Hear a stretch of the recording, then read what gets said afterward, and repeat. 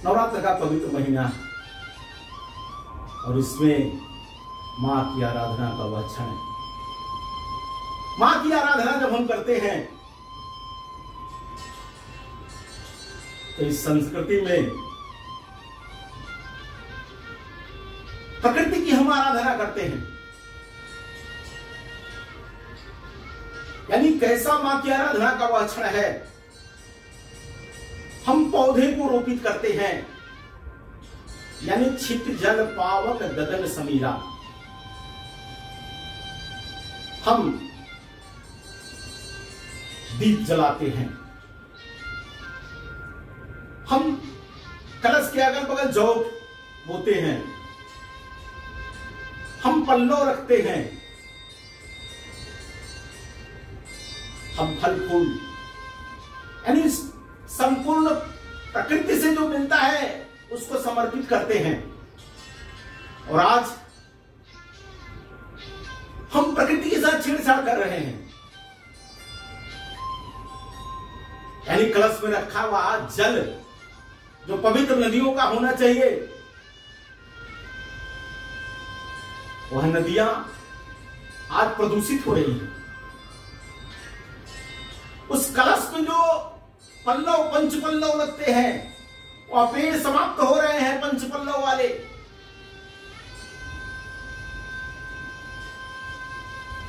वह जो मिट्टी में जौ बोया जाता है, वह जौ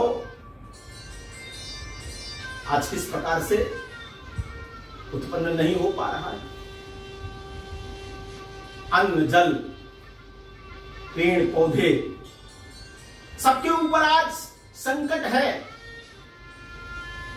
आज अन्न किस प्रकार से रासायनिक खादों के प्रयोग से, कीटनाशकों के प्रयोग से शरीर को कष्ट देने वाला बन रहा है।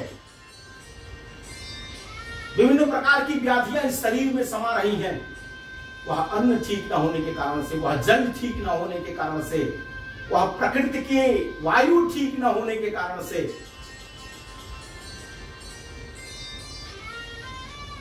तो यह पंच तत्व से जो बना शरीर है, मां की आराधना में हम लगे हुए लोग इस पंच तत्व की आराधना, इस पंच तत्व को बचाने का प्रयास,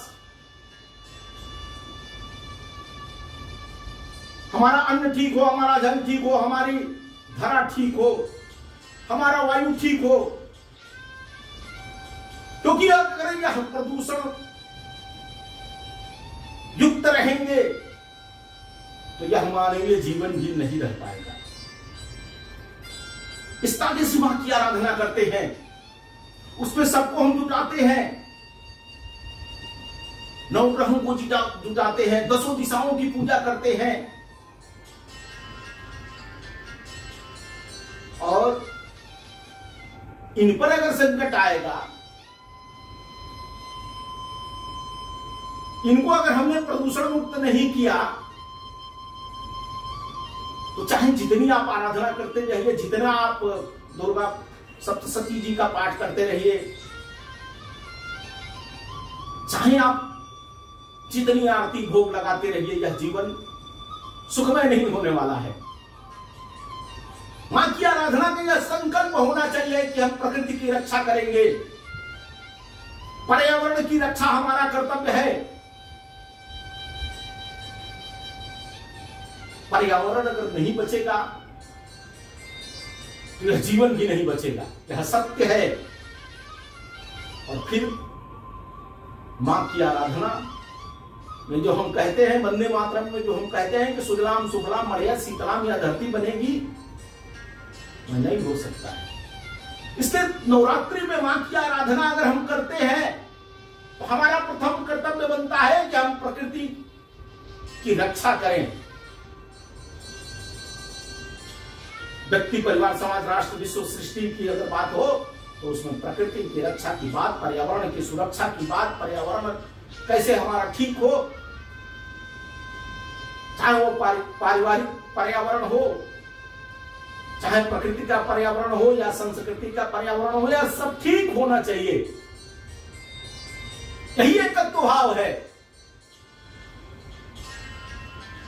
यही संस्कृति का संदेश है। इस तरह से यह पूरा किया जाता है। मां की आराधना में सबका जुटान होता है, वही संदेश के लिए होता है कि यह अगर नहीं रहेगा, अगर पंच पल्लव नहीं मिलेगा तो मां की आराधना अधूरी रहेगी। अगर शुद्ध जल नदियों का नहीं मिलेगा तो यह कलश में भरने के लिए जल अगर शुद्ध नहीं होगा तो मां की आराधना अपूर्ण रहेगी। अगर बोने के लिए वह मिट्टी ठीक न मिलेगी जिसमें जौ अंकुरित हो तो मां की आराधना पूर्ण नहीं होगी।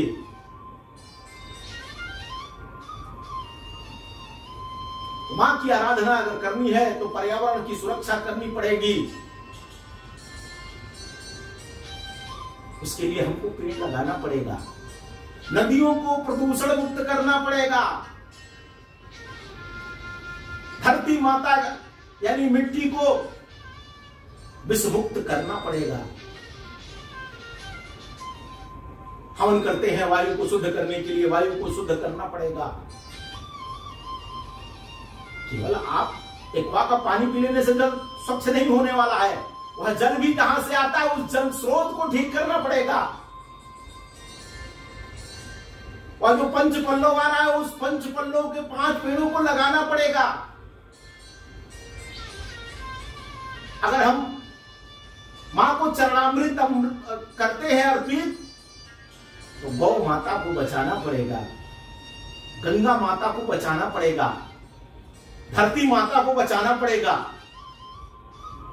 नहीं तो यह आराधना हो नहीं सकती है। यह खंडित रहेगी आराधना, फलदायी नहीं होगी यह आराधना।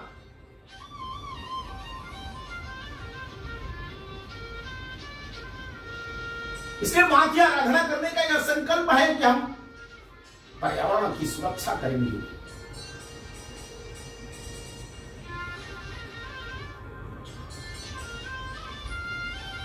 आप विचार करके कभी देखिए, विज्ञान की दृष्टि से देखिए, हम केवल मां के चित्र की आराधना नहीं करते हैं, उनकी प्रतिमा की आराधना नहीं करते हैं, तो प्रथम अगर पूजा होती है तो उस कलश की होती है,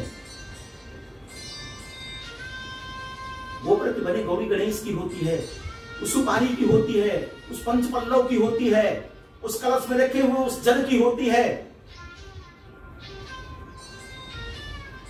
उस दीप की अग्नि की होती है, जो ऊर्जा का प्रतीक है, जो सूर्य का प्रतीक है। नौ ग्रहों की पूजा होती है जो ब्रह्मांड का प्रतीक है। इसलिए मां की आराधना यानी प्रकृति की आराधना, और प्रकृति के साथ हमारा मित्रता का व्यवहार होना चाहिए, मातृत्व का व्यवहार होना चाहिए। हम उनके पुत्र हैं या मित्र मान लीजिए, उनका सम्मान यानी उनका संरक्षण संवर्धन कैसे हो, धर्म की आराधना का मतलब है, या वंदे मातरम कहने का मतलब है। तुम्हारे प्रतिमा गरी मंदिरे मंदिरे जो रखने की बात है, मां की प्रतिमा की आराधना करना यानी सृष्टि की आराधना करना, प्रकृति की आराधना करना, ब्रह्मांड की आराधना करना, और तब हमको कहने का अधिकार है कि हम वंदे मातरम की जय कह रहे हैं, मां की आराधना कर रहे हैं।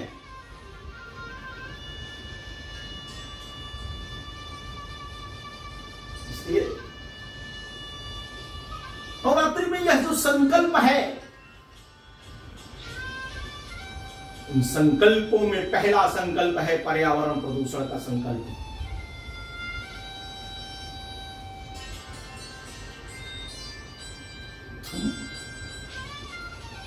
प्रकृति की संरक्षण में लगेंगे, हम वृक्षारोपण करेंगे, हम नदियों को प्रदूषण मुक्त करेंगे, हम मातृभूमि की रक्षा के साथ साथ धरती माता को प्रदूषण मुक्त करेंगे। यह हमारा कर्तव्य भी है, हमारा संकल्प है। मां की आराधना करने का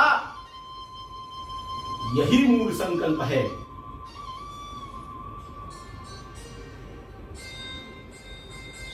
आज विश्व जिस प्रकार से युद्ध के मुहाने पर खड़ा है, कोई परमाणु बम की बात करता है, कोई हाइड्रोजन बम की बात करता है, कोई आणविक हथियारों से ऊपर उठ करके जैविक युद्ध की बात करता है, कोई रासायनिक युद्ध की बात करता है। यह मां रहेगी, यह सृष्टि रहेगा, तभी हम रह सकते हैं, तभी हमारा अहंकार रह सकता है, तभी हमारा मान सम्मान सुरक्षित रह सकता है। हमने अगर मानवता को समाप्त कर दिया, हमने इस धरा को समाप्त कर दिया, हमने इस प्रकृति को छिन्न भिन्न कर दिया, तो न आप बचेंगे न हम बचेंगे। घर खूब तमाशा देखेंगे, कौन देखेगा? देखने वाला भी कोई नहीं बचेगा। वही है अंतिम बिंदु प्रलय का।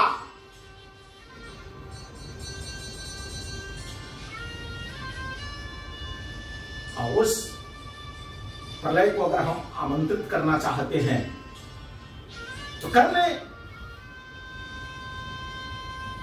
लेकिन मानवता कहती है कि जियो और जीने दो। और उसमें पहले भी है प्रथम पुरुषी विचार, जीने दो और जियो। हम सुधरेंगे, युग सुधरेगा। तो मनुष्य इस सृष्टि का सबसे बुद्धिमान प्राणी माना जाता है। इस नाते से हमारा पहला कर्तव्य बनता है कि हम मां की आराधना अगर कर रहे हैं तो परिवार की, राष्ट्र की, समाज की, व्यक्ति की, सृष्टि की, सबकी रक्षा संरक्षण कैसे हो, इसकी आराधना होनी चाहिए।